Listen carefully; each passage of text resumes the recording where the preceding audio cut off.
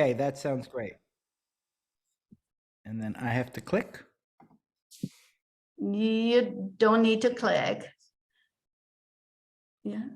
Okay, so good evening. My name is Noemi Herzig.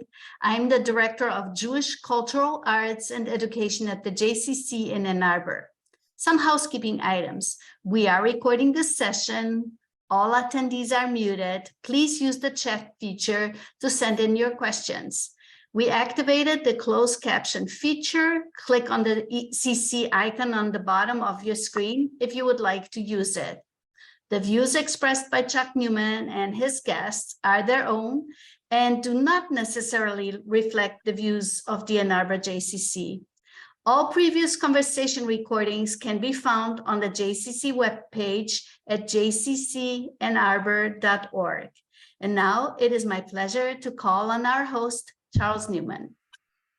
Thank you, Noemi, and thank all of you for joining tonight for the first conversation of 2023. It's time to get back at it, and we're kicking it off with an amazing fellow, someone who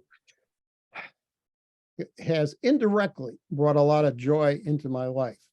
And the significance of my new appearance for 2023 will become more apparent as we learn more about L.J. Goldstein and the Krewe du Jieux. So welcome, L.J. I'm going to start by asking you, where does the Admiral come from? Did you serve in the Navy? I have never served in the armed forces, although I'm grateful for their service. In New Orleans, the person who runs a carnival organization, one that hosts a parade in the city, is known as the captain. And the captain is the absolute boss of that organization in most situations. Because I have started more than one parading organization, and I'm the captain of a number of ships, I got demoted to a desk job, so I'm admiral now. And other people run as captain. The captain of Krewe du Jieux right now is a man named David Friedman, who is not only a native New Orleanian, but well, I could talk about him all day long, but he was a founding member of Krewe du Jieux and cannot be with us tonight for health reasons. But Chuck and I were able to have a little chat with him on the phone before these festivities begin. And you're not a native New Orleans, is that correct?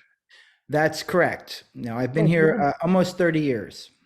And before you came, mostly from the Northeast, born in Philadelphia, raised in Manhattan, did some school here and there, but always wanted to live in New Orleans. And I came here, and it was the first place that ever really felt like home.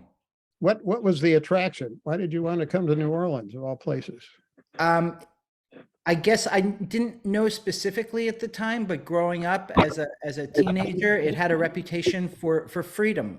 That one could like they say here, do what you wanna, and there was a more laissez-faire attitude towards the norms of society that appealed to me as a young man. And when you came here, you settled in the Treme, if I pronounce that correctly. That's correct. What was it about that neighborhood that appealed to you? Well, it was chance. I had met somebody that had an apartment in Treme, and the three of us lived there. It was very inexpensive. Our collective rent was $67 a person, and we had a lot of freedom emanating from there. And I remember coming out of my apartment one morning because I had heard music outside, and the streets were filled with African Americans wearing colorful outfits, with bands playing, and it was something called a second line parade. And a second line parade's different than most parades that people are accustomed to.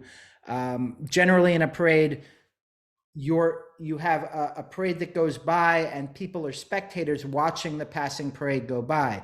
Whereas a second line parade, people are encouraged to come and join in the parade, and rather than stand by and watch it go by, they become a part of the procession. And I understand that dancing is a major part of being in a second line. Is that correct? Absolutely. Second line is a noun, a verb, and an adjective.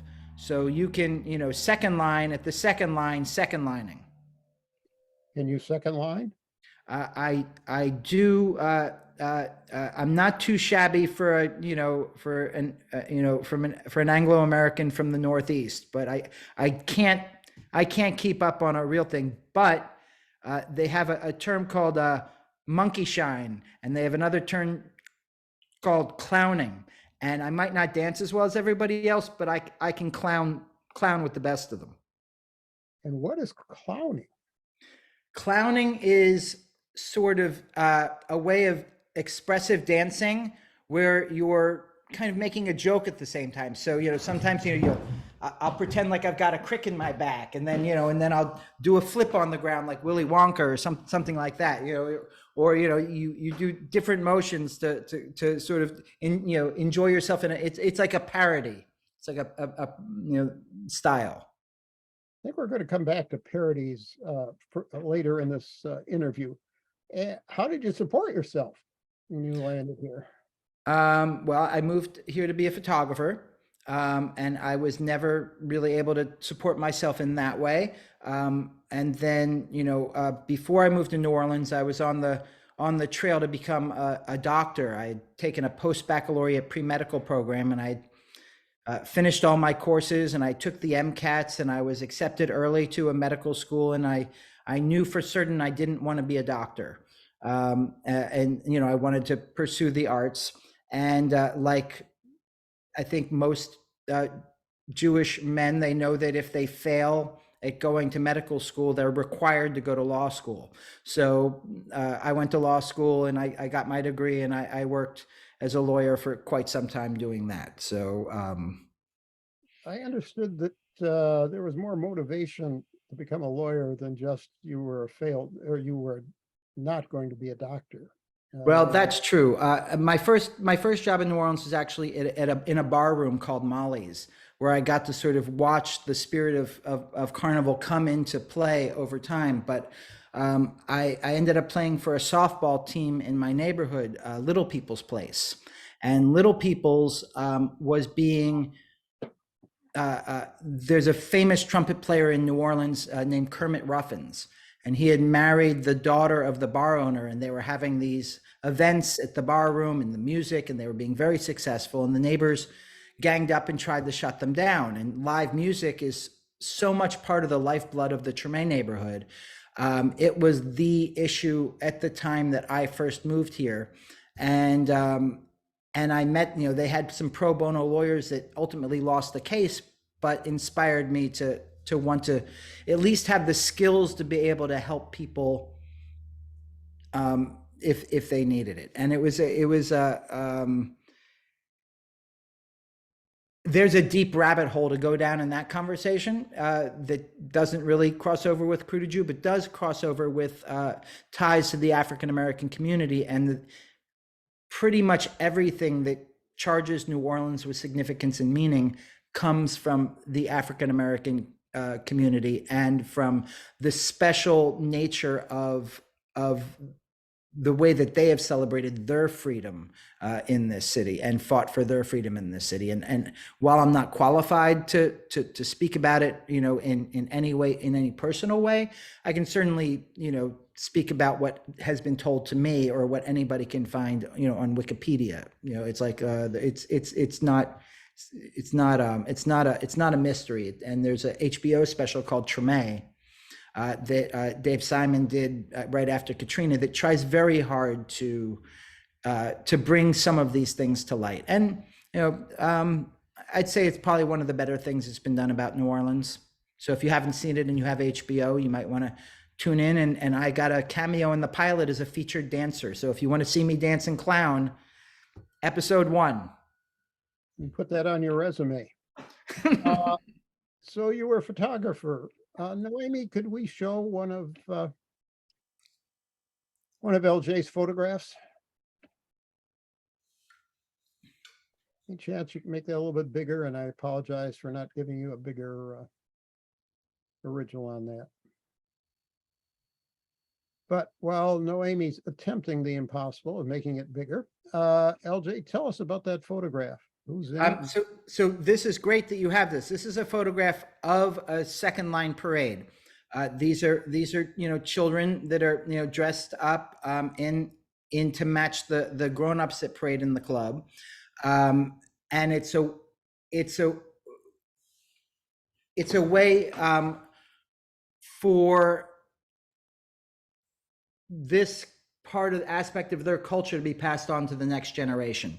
The African Americans in New Orleans during segregation were not able to avail themselves of insurance, and so they would, very much like Jewish people or many cultures did, they'd all pool their money together so that if the community had an emergency, they would have some money to do it.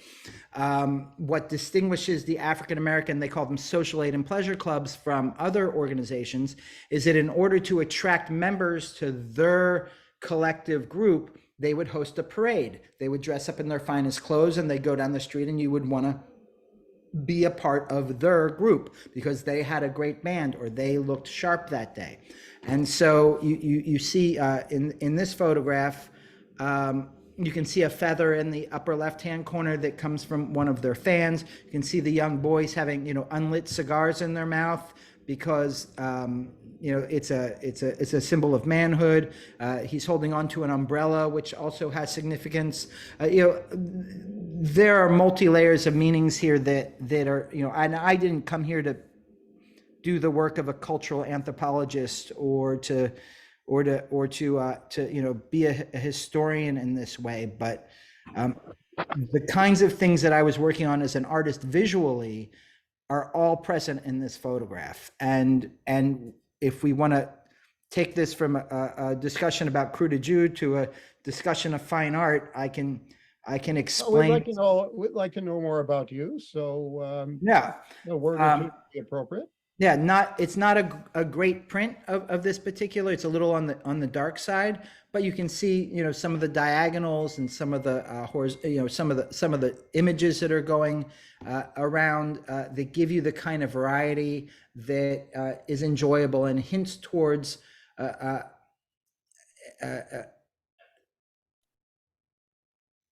emotional quality that goes beyond words and goes beyond the edges of the frame. At least that's what I'm shooting for. I can't claim I've succeeded, but this has been a very popular photograph.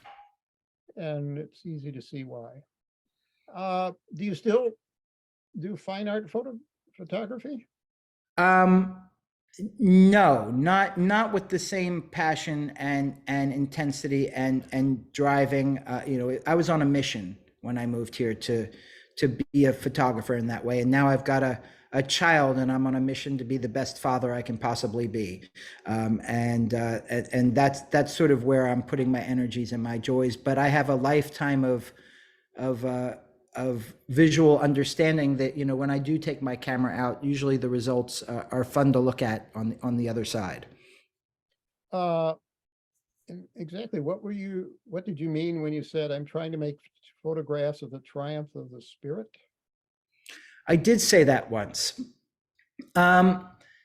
We live in a world that is, they call New Orleans the Big Easy, but it's not always easy. And it's sometimes difficult for all of us to live our best lives and to try and find what the pinnacle of human potential is. What is this spirit that we all have, and how does it overcome the thermodynamic realities that we're all going to die. The sun's going to burn out. We have limited resources in which to live our lives, and so how do we make these things last and make the most out of them, so that collectively, as a group of human beings on this big ball of dirt, how do we work together to make the most of it, so that none have to needlessly suffer, and all can enjoy the celebration of the mysteries of life. I mean, here we are having this conversation. It's amazing that we're here having a conversation, this shared consciousness. So to try and figure out a way to use art to express that is what I guess I've done with my life, whether it's a photograph or a parade. Well, let's start talking about the parade. What was your first exposure to how Mardi Gras was celebrated in New Orleans? Well, as I said before, my first job was in this bar. I was working in the kitchen, and you know, Mardi Gras is there's a difference between Carnival and Mardi Gras. Mardi Gras is a day. Mardi Gras is Fat Tuesday. It's the day before the Catholic holiday of Lent, and the idea there is in Lent you're supposed to give something up for 40 days, and I don't know, or give something up till Easter. I don't know much about the particulars of the holiday, but Fat Tuesday you're supposed to sort of get it all out because you're going to be giving something up, and then Carnival season begins at Twelfth Night. Twelfth Night is 12 days after the baby Jesus was born, and the kings come and bring him the frankincense and myrrh and all of that. So 12th Night is when Carnival season begins in New Orleans, and from January 6th until whenever Mardi Gras is that year, it flows with the Easter calendar, same way the Jewish calendar changes dates. And so you have a season of costuming. And from my perspective in that bar room, I got to watch the level of costuming sort of increase over time. More and more people in costumes coming from different events. And I told my boss that, I'd work every day, but I wasn't going to work Mardi Gras Day. I wanted to experience my first Mardi Gras. And, the bar closed at 6 a.m. and a couple of friends of mine, we went out, went up St. Charles Avenue to go and see the parades, and I lost my friends and I got lost. And all of a sudden I see these floats filled with African Americans, and they're wearing blackface and they have Afro wigs, and they're handing out spears and coconuts, and they have brass bands. I'd never seen anything like that before in my life. And it was float after float after float. I had caught like the tail end of the parade. I had missed about 80% of it. And at the very end of it, and this is where you start believing in fate, a klezmer band comes walking down the street with about 15 people. There was a band in New Orleans called the New Orleans Klezmer All-Stars, and their Mardi Gras Day was trying to crash the Zulu parade. And they had been doing it for a year or two, trying to crash into the parade, and the police would never let them. But that year, they made it on the route. And we actually got on the route with the official parade at the end. And when we got down the street to Gallier Hall, where the mayor introduces everybody, and it was the mayor's first year in office, so he didn't know what was going on, and we weren't on the official list. And he screams to the person leading the band, "Who are you?" And somebody screams up, "We're the New Orleans Klezmer All-Stars." And that parade became known as Julu. And Julu to this day still parades on Mardi Gras Day, although it's not like Krewe du Jieux. It doesn't do Jewish satire. Really, it's a way for like the cool kids uptown to get downtown to the Klezmer's gig at DBA. But it's been my Mardi Gras ritual for almost 30 years, and I'll be doing it again this year. In fact, I brought a show and tell thing. I don't know if you can see it. Here it says Julu Starter Kit. And this was the year after Krewe du Jieux started, or no, I'm sorry, maybe it was a decade after Krewe du Jieux started. It was 2007, and my What's theme. in the kit? What? What's in the kit? Oh, so you have a little nose, and you have some bazooka gum, and a little Mardi Gras fringe, and my personal theme that year, I was the Sandak. And the Sandak is, the guy who holds the baby during the bris. And it's sort of the closest thing us Jews have to like a Godfather type. And so I was the Sandak, and I had a big purple hat with, fake side curls and a whistle and all kinds of things. And my tagline was, "Keep your friends close, but your enemies kosher." Yep. And you say that no apologies. No, there are no apologies. No apologies. No apologies. Why did you decide to start the Krewe du Jieux? Um, well, I had seen the parade. It had always, the Zulu parade, and and you can put a pin in that for a minute and talk about my personal experience. There's being Jewish. There's always, in my mind, there's sort of two ways of being Jewish. One is how you feel about yourself as a Jew. What are the things that are meaningful to you as a Jewish person growing up? And then there's what the world imposes on you, their idea of what a Jew is. And that generally comes from stereotypes. Because most people in the world have never met a Jew. So my last name's Goldstein, and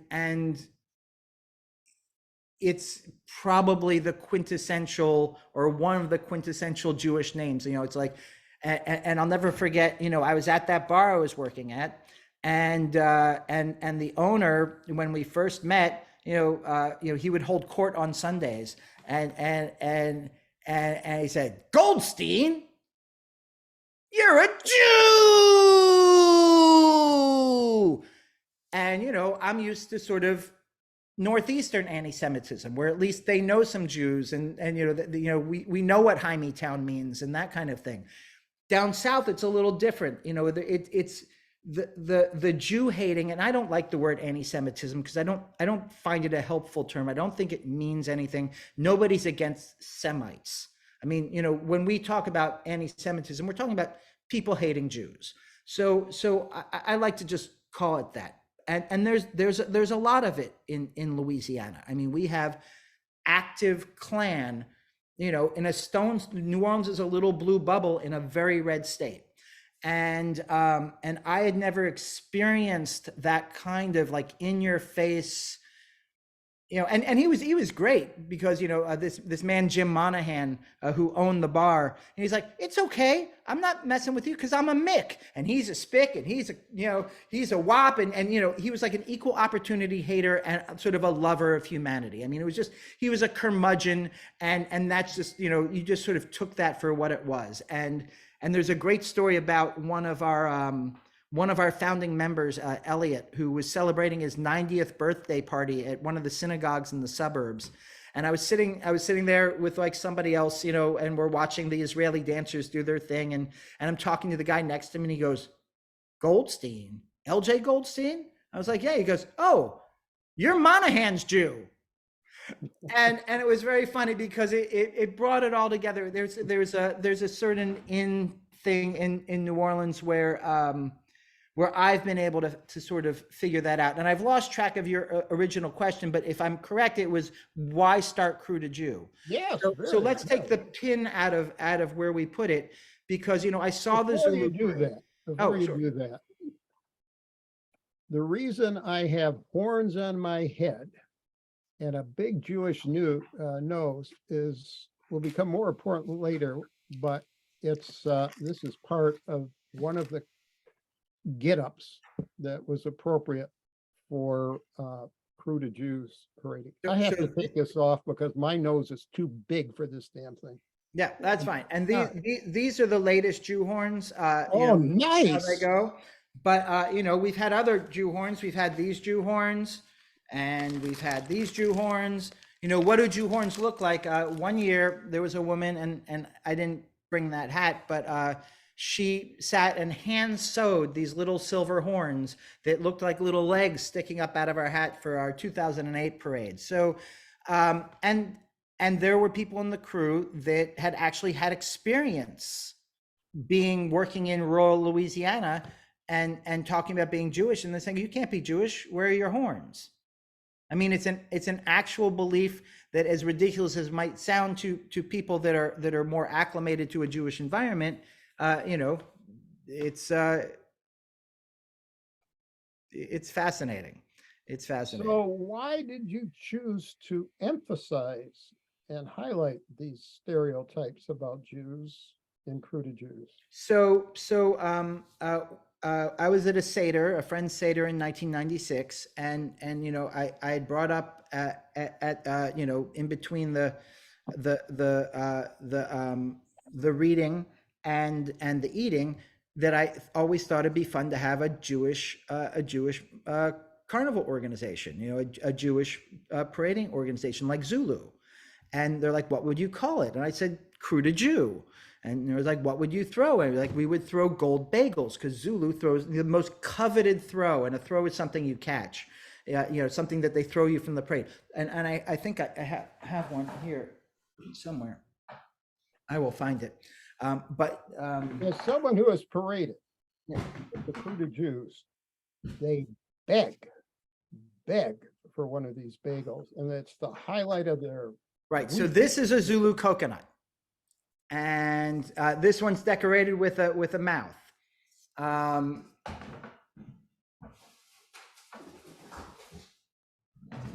Here's another Zulu coconut. It comes like that. And people will scream, and they'll have like a face on there. They're like that. People will scream for these things. Like, there's nothing better on a Mardi Gras day to get the Zulu coconut, and there's not a lot of them. Each member only has maybe 50 for a 6-mile route. So to get one is very, very special. And so we make the decorated bagels, and that's an example of a decorated bagel that we have. And they've become coveted. And my wife wants to know how long I'm going to be keeping that in the freezer. She wants to know. Yeah. Oh, we'll put it on a shelf. Take it out of the freezer. I have those too. Yeah, they don't seem to go moldy, I must admit. It depends on where they're kept. I'm sorry, interrupted you. It's okay. About the stereotypes and why. So yeah, I mean, we're absolutely using this tool. And I said earlier that most of the things that charge, New Orleans culture with any significance come from the African American community. We're using this tool that I learned from them, and then taking it even further. It's kind of like, you think that this is what we look like? Blackface, Afro wig, spears and coconuts. This is what you think an African American is. We're going to stretch it out like this. This is what you think a Jew is: a big nose and horns and money, money, money. We're going to exaggerate that, and we're going to take that to the point of absurdity, and then wrap it up in a candy-coated funny so that we can all laugh together about it. And the idea is that if you show people that these stereotypes that have been launched at Jews are ridiculous and are what they are, stereotypes, and we can all laugh at them together, that might be a way to sort of end the paradigm. That's the idea, that we could really, win hearts and minds by not just laughing at ourselves, but allowing other people to laugh with us in this context. Who are the Krewe du Jieux? The Krewe du Jieux. Well, that brings us back to Monahan. So the first year we came out, and you should know this in the background, historically, African Americans and Jews were forbidden to participate in Mardi Gras. In fact, the Code Noir, which was the book of laws that governed slavery, the first law of the Code Noir establishes the Roman Catholic Church. The second law forbids Jews to be in the city of New Orleans altogether. And then laws 3 through the end talk about how slaves are going to be governed. So there's a part of this history where Jews are, have existed in New Orleans. I mean, of course, the laws weren't followed. There were plenty of Jews here from the beginning. There's some ideas that even John Lafitte, the original pirate, was Jewish.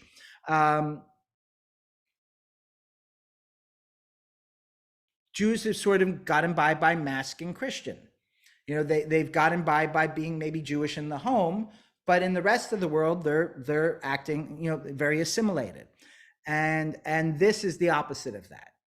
And another interesting fact is the very first king of a Krewe called Rex, which is considered the big crew of New Orleans. It sets the tone of purple, green, and gold, and Rex is considered the king of carnival. The first king was a Jewish banker named Solomon, but they made him convert afterward. and then Jews were blocked out of the parade organization from then until 1991. So and in 1991, a council person created a law that said if you're not integrated, you can't use the city streets. And many of the old line clubs said, okay, we're leaving the streets, and they stopped parading.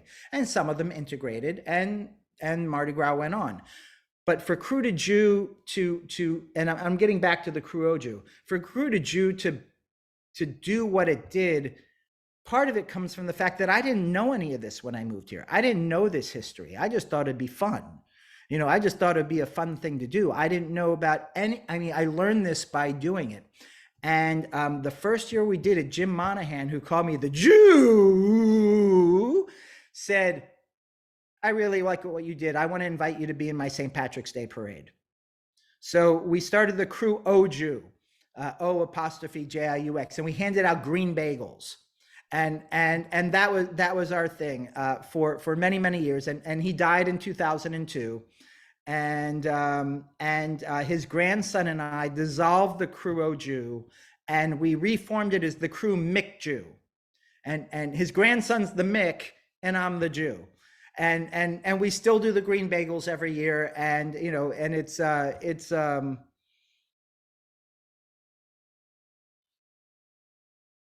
it's one of the ways that illustrates that the concepts behind Krewe du Jieux are working. That we are being invited into these things, and equally important, they are invited into our things. And by working together, hopefully we can end this nightmare that rests so much on stereotypes that are stereotypes. Based in some truth, but not the whole truth, and certainly not the important part of the truth. The important part of the truth is that we're all stuck on this same ball of dirt together, and we should figure out a way to make it nice for ourselves while we're here, and for everybody, not just for us. I happened to be in New Orleans long before I knew about the Krewe, and I was very puzzled on my walk because I kept finding cabbage leaves, and it was right after St. Patrick's Day. So yeah, you can fill up your fridge on St. Patrick's Day, because the throws from the St. Patrick's Day parades are like carrots and cabbages and anything you need to be able to make a soup, potatoes. Which illustrates the fact that there are a lot of parades in New Orleans. What are some of the other? How frequently are there parades? Well, except for the summertime, there is a second line community parade every Sunday. Every Sunday, there's a parade in the African American community for one of the social aid and pleasure clubs. And that's, that's sort of what I fell into photographing. And so I became, I learned about parading from the African American standpoint. Most of my friends in New Orleans are in the African American community. And the powerful nature of these parades. That one photograph, is more mysterious than some of my others, but I've never gone to anything that's more difficult to photograph. There's so much going on. There's so much movement, and you've got to be in the right place at the right time. But the music just drives it. And the music of New Orleans, jazz music, is something that transformed the world. Louis Armstrong transformed, he was the ambassador to the world for a new kind of music that embodied that idea of freedom improvisation that didn't exist before. Everything was, classical music and Mozart and very well timed and organized. Jazz blew all that up, and New Orleans is jazz. New Orleans takes this, triumph of the spirit, to get back to that. This is the spirit. It's this spirit of improvisation. It's the spirit of heightened emotionality. And and freedom. Let's, I see now the time's going by quicker than I would have hoped. Why don't you share some of the artifacts that you've collected over the years, and we'll use that as conversation starters for. Sure. Well, you've seen the coconuts. Here's one that's great. And one of the things that, that photograph that you saw was from a parade called the Big Nine. The Big Nine parade was a split off parade from a group called the Double Nine, run by a man named Ronald W. Lewis, who died 2 years ago from COVID. And he was hands down, one of my closest friends of my life. And he started a museum in the back of his house called the House of Dance and Feathers. And we would have a Seder at his house in the lower Ninth Ward. And we had a little song that went, "There ain't no Jew like a Ninth Ward Jew, because the Ninth Ward got just one." And so he was made because of his relationship with Krewe du Jieux. There's no lack of people that come to New Orleans to avail themselves of the offerings of the African American community, but there's not a lot of African Americans that come and avail themselves of the offerings of the Jewish community, and Ronald was one of them. So in his museum he would have a tzedakah box, and he would have artifacts of Krewe du Jieux. You can go down there now. His widow is running the museum, but here's one that when he was king of a different parade and we were his honor guard. This is a little bag, and if you see, there's a feather in here and there's a candle in here, and because it's the House of Dance and Feathers, the Jewish people use a feather to search for chametz before Passover. So it was a little throw to be a tip of the hat of this crossover with feathers that are used for decorative purposes in second line parades, with the practical purposes of looking for crumbs in your household by a candlelight. And it was a really beautiful little throw. So that's one throw. Here's a throw for some of our non-Jewish members. Somebody had this as one of their costume pieces. It said Goy Vey.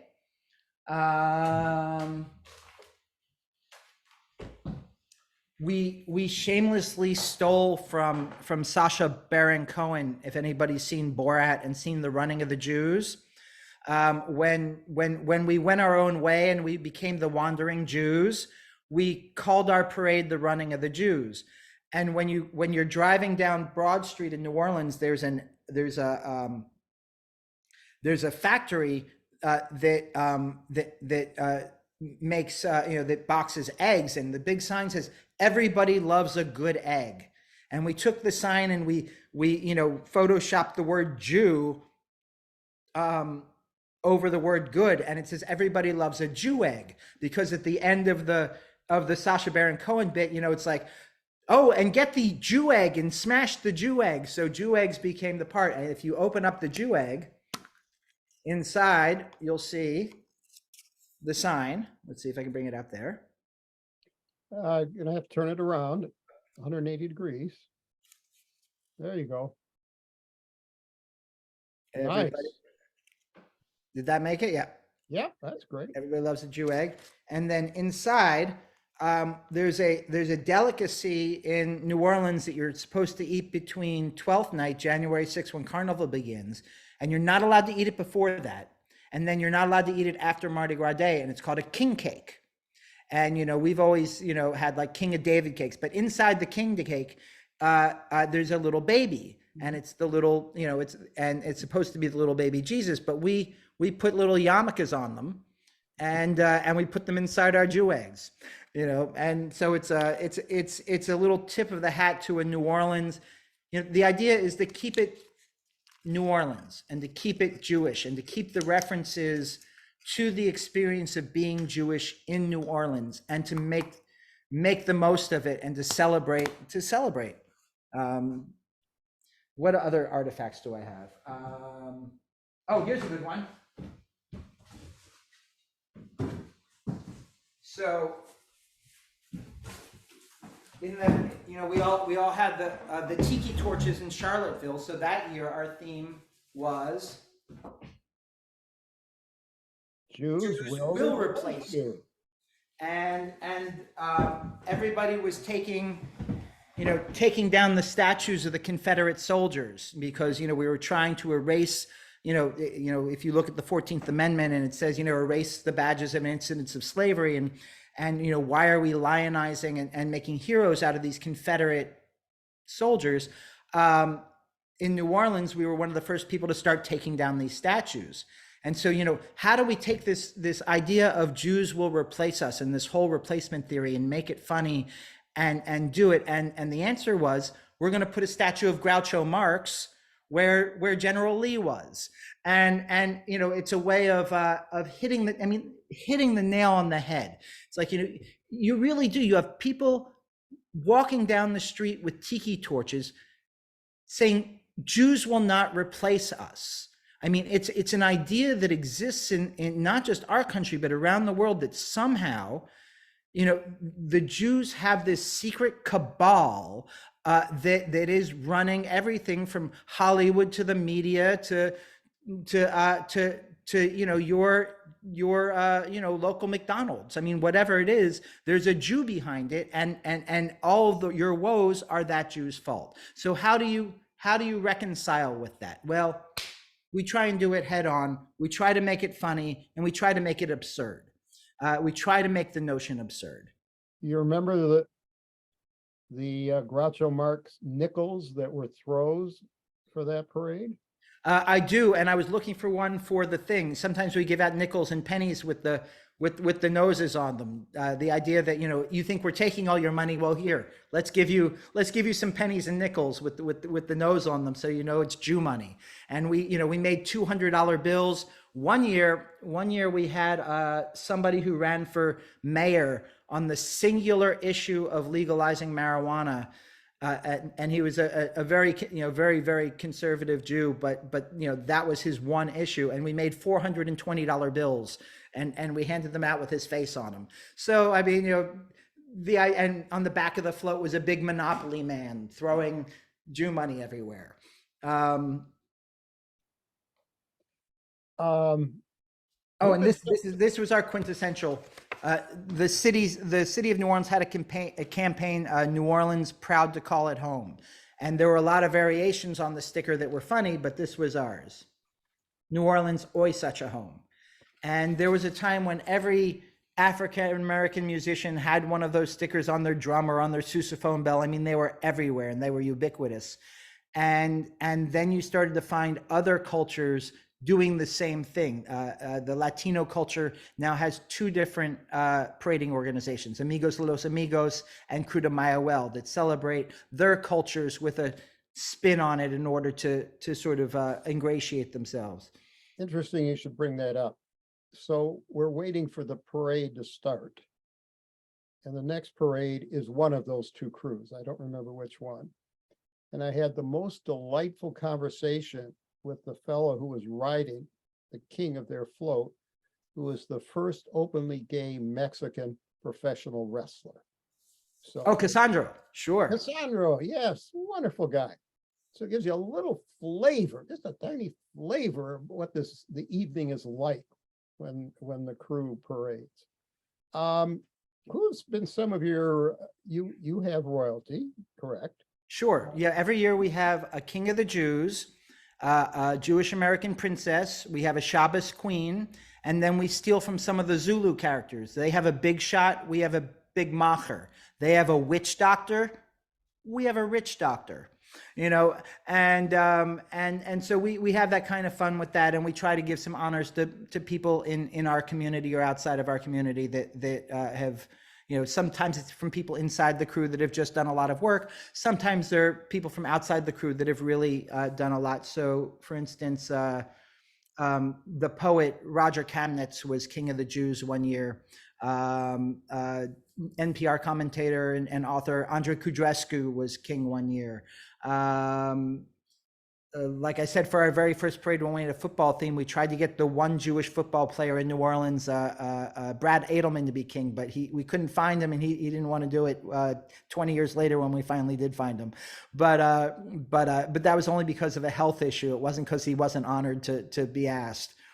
Who would not be honored? can't conceive of that. Tell us about the original idea for your very first float. The one honoring Jewish football players. Yeah, What did somebody suggest that it should be? We were in a crew that was doing the Super Bowl was in New Orleans, and so their theme was goes deep, and every crew that was a part of their crew was supposed to come up with their own spin on it, and our spin was Krewe du Jieux' offensive line, and so I have actually, these are from. So we all, it was our first time doing it. So we all had, we all had signs with something that we thought was, offensive on it. One was, and we were trying to put ourselves out there because the French Quarter is known as the Vieux, V-I-E-U-X. So Krewe du Jieux spelled Krewe du Jieux, J-I-E-U-X. And so, one sign said, funny, you don't look Jewish, but Jewish was spelled J-I-E-U-X-I-S-H. David Friedman the captain this year came up with this one. The only offense is to take offense. But my favorite, and I think people know Mardi Gras to sort of be the moment when women go on Bourbon Street and expose their breasts. Our reply to that was,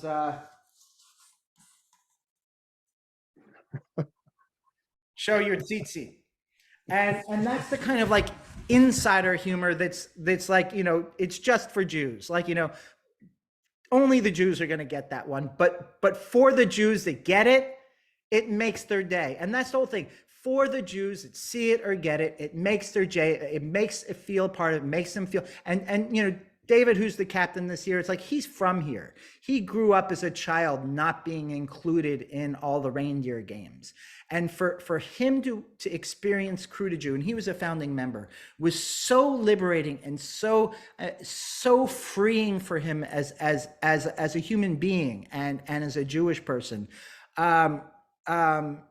He's been with us for 27 years, and he's been a huge part of what's going on. And he's not alone. There's a lot of people. There's if Krewe du Jieux has done nothing more than liberate people like Chuck for a night, then we've done a good thing.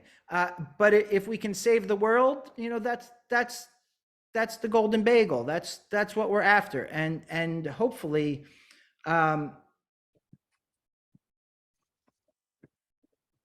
the world will wake up a little bit and there won't be so much mishigas. You remember the Orthodox? Yes. Tell us about the Orthodox. You tell us about the Orthodox. Well, I wasn't there, but my research said that somehow you managed to get a hold of a large number of plastic ducks. So our third year, there was, New Orleans is known for its characters. Okay. Local characters that are just beloved for being, to use my favorite term of art, a little cuckoo. And there was a woman named Ruthie the Duck Lady. And Ruthie the Duck Lady was very famous because as a child, her parents had her walk around the French Quarter, followed, and had these little ducklings that would follow her as a way to ask for money for the family. And, this is back in I think the 30s and 40s. And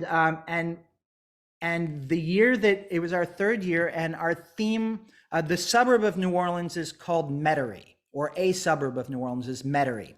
And it's where I would say at least half of the Jewish population lives. And so our theme that year was the Metairie Jubilees, where we took the Beverly Hillbillies idea of all the sort of nouveau riche Jews, and we all wore straw hats, and we all had our horns on our hats. We had the overalls, and we had, a song about, listen to my story about a man named Irv. I mean, we had the whole thing down. And somebody, approached the mother crew wanting to get Ruthie the Duck Lady in the parade somehow. And would Krewe du Jieux take her? And it's like, it's perfect. She'll be the granny character. And so she rode in the float as the granny character, and we made all these little ducks. I think we did, a limited edition of I don't remember what it was, but we had all these little ducks with little glitter yarmulkes on them, and they were Orthodox. I forgot all about that. Thank you for reminding me about that. You must have been doing some research. Oh yeah, I do research. What are some of your favorite float themes that you haven't mentioned? I mean, there's so many. I mean, I can just throw them out there, just some of them. There was one throw that I couldn't, I was afraid I couldn't find, and I found it, and I think I misplaced it again. But just describe it. Don't have to have it. One of my cult favorites was Brave Jew World.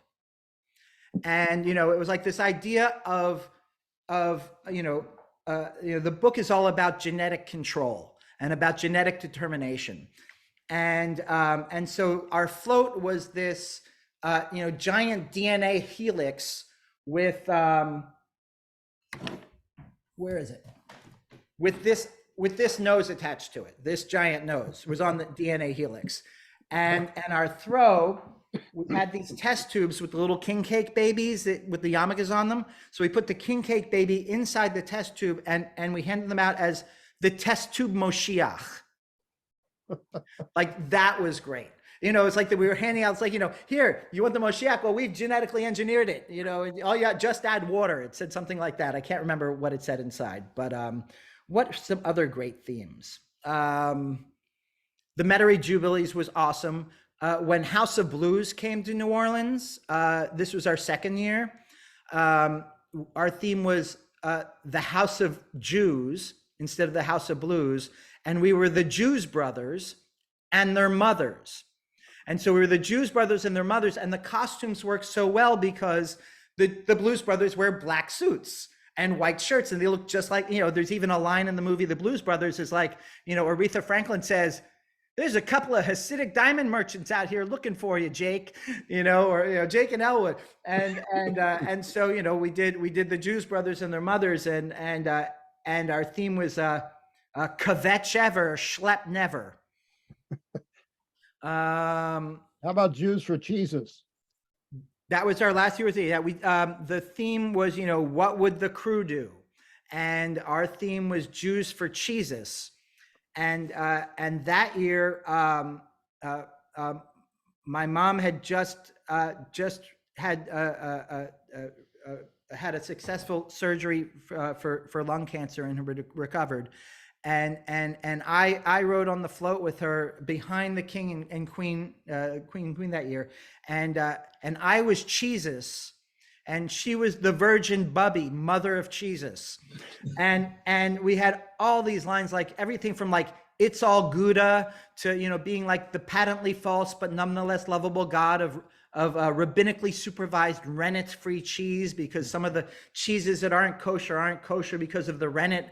I mean, we went deep into it. We had these American cheese slices that had, I don't know if you remember the old TV show Love American Style, but we took the logo and we changed it to Love Jew American Style and put it on the slice of cheese, and we're handing out these slices of cheese. So it was all cheese jokes. But yeah, I have to, because we're running out of time. I don't get down. Unfortunately, I have conflicts sometimes. I can't get down in parade, but I was thrilled to have the opportunity to be a Jewish pirate moil. So I was a pirate, and I don't know if you can see this, but it says "Circumcisions, no appointment necessary, and will work for tip," my outfit. And I had this bloody sword that I would go up to the men in the crowd. But incidentally, Krewe du Jieux does not, we don't ride in a float. We parade right through the crowd, tens of thousands of people. First year I went down, security was by, I think, the New Orleans Lesbian Arm Wrestling League. They were our security. And I go up and I offered to do on the spot touch-ups of circumcisions. I was also carrying a tip jar, which are pork rinds, by the way. And I learned I learned that don't approach anybody who you think maybe wasn't born in the US because they were puzzled. They had no idea what I was talking about. But the female companions of the men that I went up to thought it was hysterical. They really enjoyed it. And something should be emphasized. I've only been down there 3 times now. I have never heard one unkind remark from anybody when we go by, not once. I hear Mazel Tov, my sister married a Jew, we love Jews, never heard one unkind remark in all that time, which is sort of shocking to me. The closest I came to perhaps getting it is when I offered to do a little circumcision touch-up to some guy, a spectator dressed as the Pope.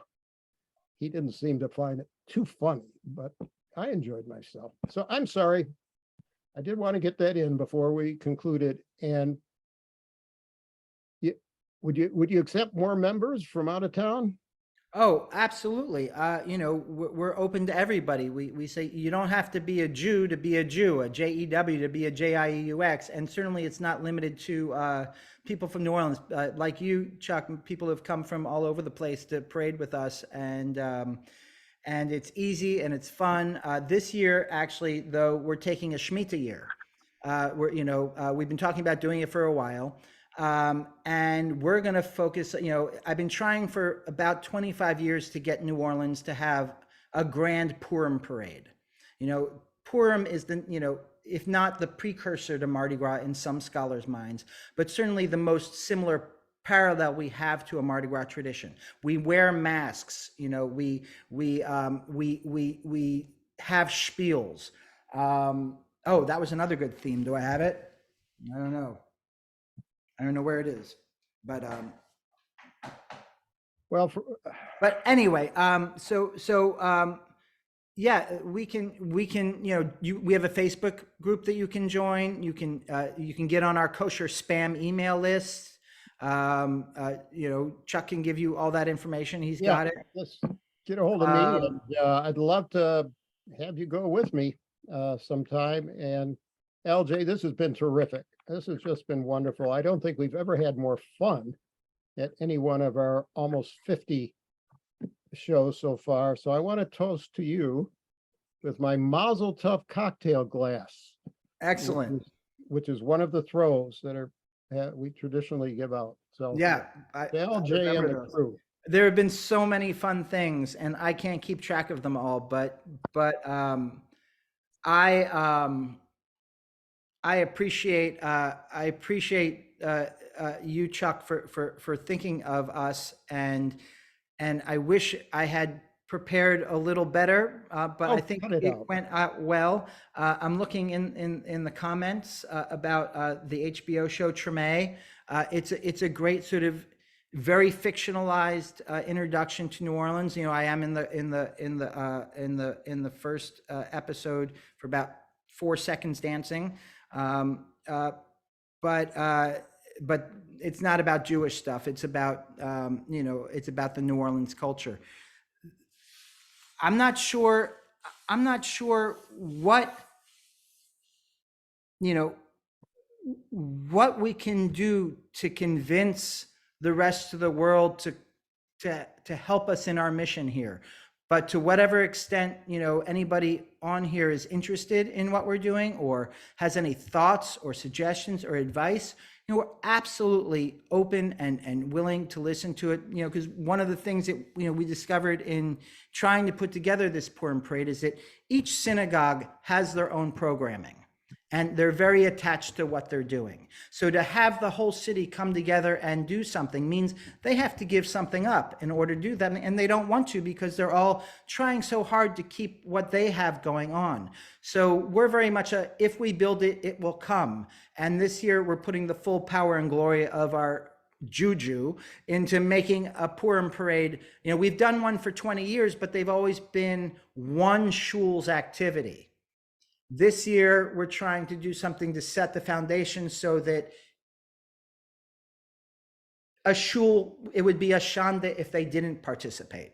you know, and we don't, you know, we don't know exactly where we're going to get the funds for it, but it's going to be a spectacle. Okay, keep me informed. Let me know what the budget is. And thank you once again, maybe next year in New Orleans. And I do want to tell you about the next show in 2 weeks, which will be completely different, I assure you. My guest is going to be Deepak Piru of Dem Labs. And the mission of Dem Labs is to find low cost or no cost, innovative technical software and systems that can be used to win elections. You might say, well, why would I want to watch that? It's because we're going to demonstrate some of the technologies. And at some point, you're going to have to guess whether what you are watching is real or made up. And it's very much worth a look. And if you know anybody who's running for office, has run for office, is in office, or would like to help win elections, it's going to be a very informative show with not nearly as many laughs in it. Not at all. So thank you again, LJ. Thank all of you for attending. Thanks to the JCC and my sidekick, Noemi, who I could tell really liked the show tonight. Good night to all of you, and I look forward to seeing you at future shows. Thank Good you, night. Chuck, and thank you to everybody that came out tonight. Bye. Bye-bye.